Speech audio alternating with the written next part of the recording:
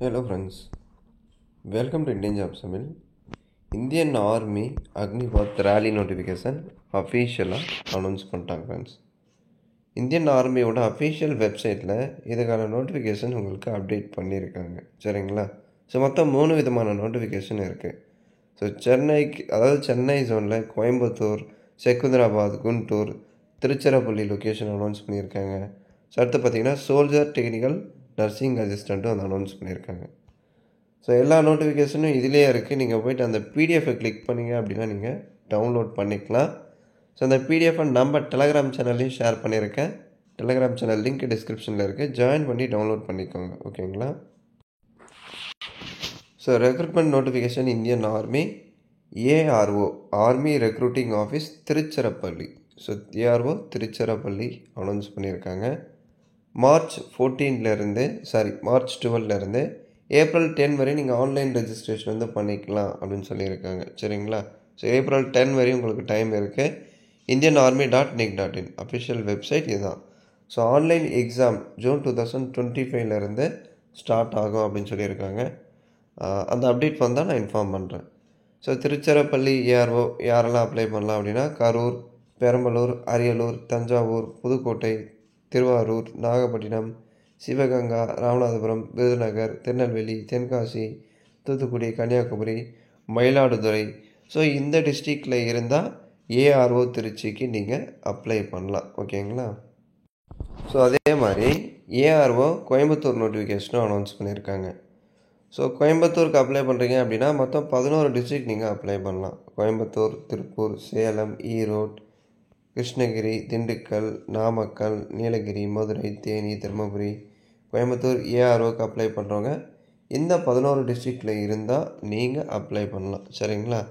So same அதே தான், March 12 to April 10. So eligibility என்ன, எப்படி அப்ளை பண்ணுறது, செலெக்ஷன் ப்ராசஸ் எல்லாமே நான் டீட்டெயிலாக சொல்கிறேன். வீடியோ ஸ்கிப் பண்ணாமல் பாருங்கள். இதில் Agniveer general duty, Agniveer technical அப்படின்னு கொடுத்துருப்பாங்க. ஸோ ஜென்ரல் டியூட்டிக்கு அப்ளை பண்ணுறீங்க அப்படின்னா 17.5லேருந்து 21 இருக்கணும். 10th பாஸ் பண்ணி 45% இருக்கணும். ப்ளஸ் அது போக அந்த ரிமைனிங் 5 சப்ஜெக்டில், இப்போ 10th 5 சப்ஜெக்ட் இருக்கு இல்லையா, அந்த ஒரு சப்ஜெக்ட்லேயும் மினிமம் 33% கட்டாக இருக்கணும். Light motor vehicle driving licence இருந்தால் முன்னுரிமை தருவாங்க. அடுத்து டெக்னிக்கல் பாருங்கள். +2 அதாவது சயின்ஸ் ஸ்ட்ரீமில் +2 பாஸ் பண்ணி இந்த ஃபிசிக்ஸ், கெமிஸ்ட்ரி, மேக்ஸ், இங்கிலீஷு இதெல்லாம் ஒன் ஆஃப் தி சப்ஜெக்டாக நீங்கள் எடுத்து படித்து மினிமம் 50% இருக்கணும். அதே மாதிரி +2ல் ஒரு சப்ஜெக்ட்லேயும் 40% இருந்தால் நீங்கள் அப்ளை பண்ணலாம். சரிங்களா? ஸோ 17.5லேருந்து 21 ஏஜுக்குள்ளே இருந்தால் நீங்கள் அப்ளை பண்ணிக்கலாம். அடுத்து கிளர்க்கா ஸ்டோர் கீப்பர் அப்படின்னு சொல்லுவாங்க. இதுவும் சேம் தான். +2 ஏதாவது ஒரு ஸ்ட்ரீமில் +2 அதாவது +2 பாஸ் பண்ணி மினிமம் 60% இருந்தால் நீங்கள் அப்ளை பண்ணிக்கலாம். சேம் 17.5லேருந்து 21. ட்ரேட்ஸ்மேனுக்கு 10th பாஸ் பண்ணியிருந்தால் அப்ளை பண்ணிக்கலாம். அதே மாதிரி 8th ட்ரேட்ஸ்மேனில் 8th pass 10th pass இருக்கும். 8th பாஸுக்கு 8th பாஸ் பண்ணியிருக்கணும். 10th பாஸுக்கு 10th பாஸ் பண்ணியிருக்கணும். பட் ஒரு சப்ஜெக்ட்லேயும் மினிமம் 33% கண்டிப்பாக இருக்கணும். ஓகேங்களா? ஸோ அடுத்து date of birth 1 October 2004 1 April 2008 பிறந்தவங்க அப்ளை பண்ணிக்கலாம். So height and chest measurement இதில் கொடுத்துருப்பாங்க. Agniveer general duty for all arms அதாவது 8th 10th பாஸ் 166 சென்டிமீட்டர்ஸ் இருக்கணும். அதே மாதிரி இந்த கிளர்க்கு, ஸ்டோர் கீப்பர் இதுக்கெல்லாம் 162 இருந்தால் நீங்கள் அப்ளை பண்ணலாம். மினிமம் செஸ்ட்டு 77 வித் 5 cm எக்ஸ்பென்ஷன் கண்டிப்பாக இருக்கணும். ப்ரொபோர்ஷனேட் வெயிட் உங்கள் ஹைட்டு ஏஜுக்கு தகுந்த வெயிட் கண்டிப்பாக இருக்கணும். The chart is based on BMI body mass index அப்படின்னு சொல்லுவாங்க. இங்கே பாருங்கள், இங்கே எக்ஸாம்பிள் கொடுத்துருப்பாங்க. இது ஹைட்டு, இது வெயிட். ஓகேங்களா? ஸோ இந்த ஏஜ் கேட்டகிரிக்கு இந்த ஹைட் அண்ட் வெயிட்டில் எவ்வளோ இருக்கணும் அப்படின்னு கொடுத்துருப்பாங்க. அதாவது உங்கள் ஹைட்டு எவ்வளோ வெயிட் இருக்கணும் அப்படின்னு கொடுத்துருக்காங்க இல்லையா. இப்போது இந்த ஹைட்டுக்கு இந்த ஏஜ் க்ரைட்டீரியாவில் எவ்வளோ வெயிட் இருக்கணும் அந்த மாதிரி ஒரு ஹைட்டுக்கும் கொடுத்துருப்பாங்க. அது மேல் அண்ட் ஃபீமேலுக்கு தனித்தனியாக கொடுத்துருப்பாங்க. நீங்கள் செக் பண்ணிக்கோங்க. ஓகேங்களா? அதை பாடி மாஸ் இண்டெக்ஸ் அப்படின்னு சொல்லுவாங்க. நிறைய வீடியோவில் நான் உங்களுக்கு சொல்லியிருப்பேன். அதுதான் இது. அதே மாதிரி incentive available for various category bonus mark இருக்கும். நீங்கள் எக்ஸர்வீஸ் மேன் அதாவது முன்னாள் இராணுவத்தினரோட பையனாக இருக்கீங்க அப்படின்னா அதுக்கு தகுந்த போனஸ் மார்க் உங்களுக்கு போஸ்டிங் வைஸ் ஆட் ஆகும். ஸ்போர்ட்ஸ் பர்சனாக இருக்கீங்க அப்படின்னா அதுக்கு தகுந்த போனஸ் மார்க்கு. இந்த மாதிரி ஒரு சில போனஸ் மார்க் உங்களுக்கு இருக்கும். அதே மாதிரி NCC A type, B type, C type certificate இருந்தால் அதுக்கு தகுந்த போனஸ் மார்க் உங்களுக்கு ஆட் பண்ணுவாங்க. ஸோ ஐடிஐ டிப்ளமோ குவாலிஃபைடாக இருக்கீங்க அப்படின்னா அதுக்கான போனஸ் மார்க் இருக்கும். இந்த மாதிரி உங்கள் லெவல் அச்சீவ்மெண்ட் லெவலை பொறுத்து உங்களுக்கு போனஸ் மார்க் வந்து ஆட் பண்ணி கொடுப்பாங்க. ஸோ ட்ரைனிங் பார்த்திங்க அப்படின்னா உங்களுக்கு பேசிக் மிலிட்ரி ட்ரைனிங் இருக்கும். லீவ் 30 days தான் இருக்கும். மெடிக்கல் சிக் லீவ் மட்டும் மெடிக்கல் அட்வைஸை பொறுத்து தான் நீங்கள் எடுக்க முடியும். பே அண்ட் சேலரி பெனிஃபிட்ஸ் இது அக்னிவீர் அப்படின்னு பார்த்தீங்கன்னா உங்களுக்கு 4 years தான் சேலரி பேக்கேஜ் கொடுத்துருவாங்க.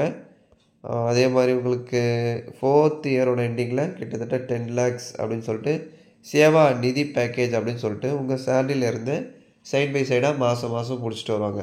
அப்படி பார்த்தீங்கன்னா 4வது வருஷத்தோட கடைசியில் கிட்டத்தட்ட 10 லட்சம் இருக்கும். அந்த 10 லட்சத்தை சேவா நிதி பேக்கேஜ் அப்படின்னு சொல்லி செட்டில்மெண்ட் அமௌண்ட்டாக நீங்கள் வீட்டுக்கு போகிறப்போ உங்களுக்கு கொடுத்து அனுப்பிச்சிருவாங்க. அதை தான் சொல்லியிருக்காங்க. ஆன்லைன் ரெஜிஸ்ட்ரேஷன் எக்ஸாமினேஷன் ஃபீ கண்டிப்பாக 250 இருக்கும். அதை நீங்கள் யூபிஐ மூலிமா பே பண்ணிக்கலாம், நெட் பேங்கிங் மூலியமாகவும் பே பண்ணிக்கலாம். இப்போ ரெக்ரூட்மெண்ட் ப்ராசஸ் அப்படின்னு பார்த்தீங்கன்னா உங்களுக்கு phase 1 phase 2 அப்படின்னு இருக்கும். சரிங்களா? phase 1ல் பார்த்தீங்க அப்படின்னா உங்களுக்கு ஆன்லைன் டெஸ்ட் இருக்கும்.